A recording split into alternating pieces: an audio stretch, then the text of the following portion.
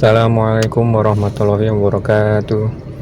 Halo teman-teman, gimana kabarnya? Semoga dalam kondisi sehat selalu. Selamat datang di channelku teman-teman. Di channel ini aku akan sharing terkait pengalamanku. Kita juga bisa belajar jaringan bersama dan juga sesekali kita traveling bersama ya. Oke, di videoku pertama ini aku akan berbagi pengalaman ketika mengurus mutasi dan juga balik nama mobil ya. Sebelumnya aku beli mobil bekas dari Jakarta, tentunya plat B, dan akan aku mutasi ke Bogor, plat F ya. Nah, ini juga adalah pengalaman pertamaku ngurus mutasi dan juga balik nama langsung di Samsat ya, tanpa jasa. Gimana proses-prosesnya? Tonton terus sampai habis. Pertama yaitu cek fisik kendaraan teman-teman. Oh ya, di sini untuk proses mutasi keluarnya atau cabut berkasnya dari Samsat Jakarta atau Samsat asal, aku pakai jasa ya, langsung terima jadi istilahnya. Tapi ya konsekuensinya harus ada ekstra budget untuk ongkos jasanya.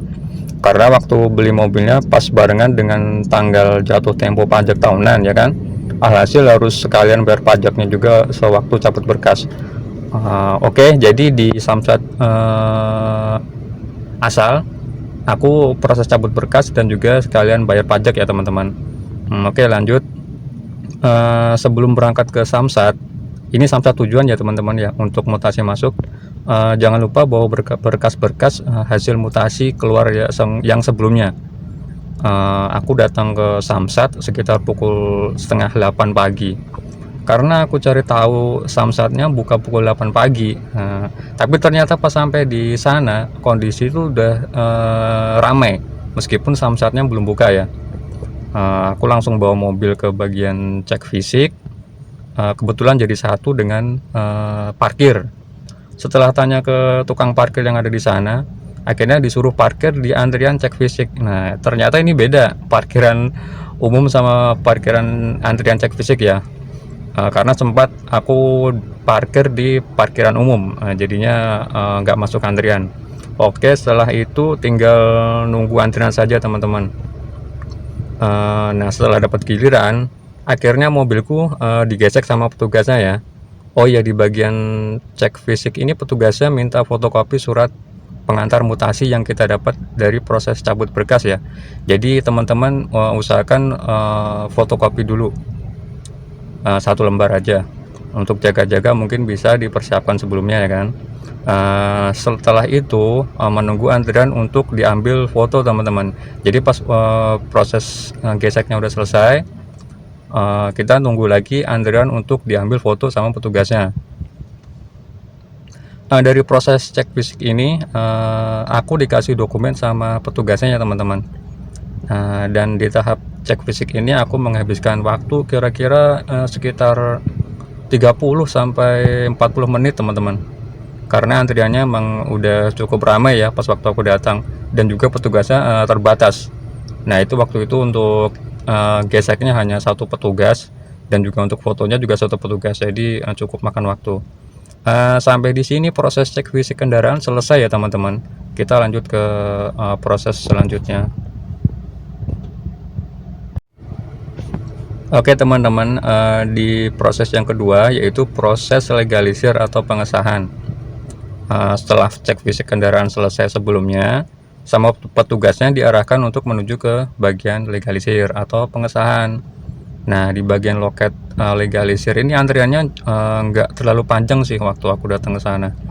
Aku serahkan dokumen cabut berkasnya dan juga dokumen cek fisik ke petugas yang berjaga di loket sana ya teman-teman. Nah, kira-kira prosesnya itu sekitar 20 sampai 30 menit. Akhirnya proses legalisir atau pengesahan selesai. Ketiga yaitu proses mutasi masuk teman-teman. Jadi setelah proses legalisir selesai, oleh petugasnya kita diarahkan menuju ke loket 1 atau loket mutasi masuk yang ada di gedung utama ya, kalau di Samsat Bogor. Nah, aku serahkan semua dokumen yang sudah disahkan atau dilegalisir tadi ke petugas yang ada di loket mutasi masuk teman-teman. Nah, setelah itu disuruh antri lagi untuk menunggu panggilan. kira-kira sekitar ya 30 menit akhirnya dipanggil tuh oleh petugasnya. Nah, aku disuruh minta formulir mutasi masuk ke bagian resepsionis yang ada di depan. Nah, lalu mengisi formulir tersebut. Nah, setelah aku selesai isi formulir mutasi masuknya, aku keloket satu lagi tuh kan, serahkan ke petugasnya. Nah, oleh petugasnya diarahkan untuk memfotokopi dokumen tersebut dan menyerahkannya ke bagian mutasi yang ada di sebelah tempat fotokopian. Kebetulan lokasinya di sebelah fotokopian ya teman-teman. Nah, di tempat fotokopian juga cukup antri ternyata. Nah, karena emang waktu itu pengunjungnya lumayan banyak dan fotokopinya hanya tersedia dua fotokopian aja. Nah, setelah selesai fotokopi, aku serahkan semua dokumennya ke bagian mutasi ya, yang ada di sebelah fotokopian kebetulan. Nah, lalu sama petugasnya disuruh menunggu. Nah, kira-kira 20 menitan lah ya. Nah, tibalah dipanggil oleh petugasnya tuh.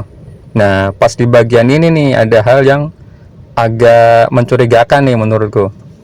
Petugasnya minta sejumlah uang 200.000 untuk biaya. Nah, tapi dia nggak ngejelasin biaya terkait apa. Dan yang anehnya tidak ada struk bukti pembayaran juga teman-teman. Wah, dalam hatiku, bukannya semua pembayaran seharusnya lewat kasir ya, bener nggak sih ya kan? Akhirnya aku kasih saja tuh 200.000 dalam hatiku, daripada nanti dipersulit kan. Mungkin teman-teman ada yang mengalami hal serupa, tolong tulis di kolom komentar ya. Nah, akhirnya setelah itu aku dikasih tuh fotokopian surat jalan sementara paralel sambil menunggu STNK dan plat barunya jadi teman-teman. Aku dikasih tahu juga minimal balik itu besok hari untuk proses mutasi lanjutan. Waduh, dalam hatiku kira prosesnya selesai dalam one day proses ya, atau 1 hari proses. Ternyata harus balik-balik juga. Oke, sampai di sini proses di hari pertama selesai ya teman-teman. Aku disuruh balik lagi minimal besok tuh untuk proses lanjutannya. Nah, sebagai tips dari aku sih sebaiknya datang lebih pagi ya teman-teman, karena di Samsat Bogor ini untuk cek fisiknya udah ramai walaupun belum jam 8. Tapi kalau untuk loketnya tetap buka jam 8 ya teman-teman. Ini untuk antrian cek fisiknya aja sih yang udah ramai waktu sebelum jam 8. Nah,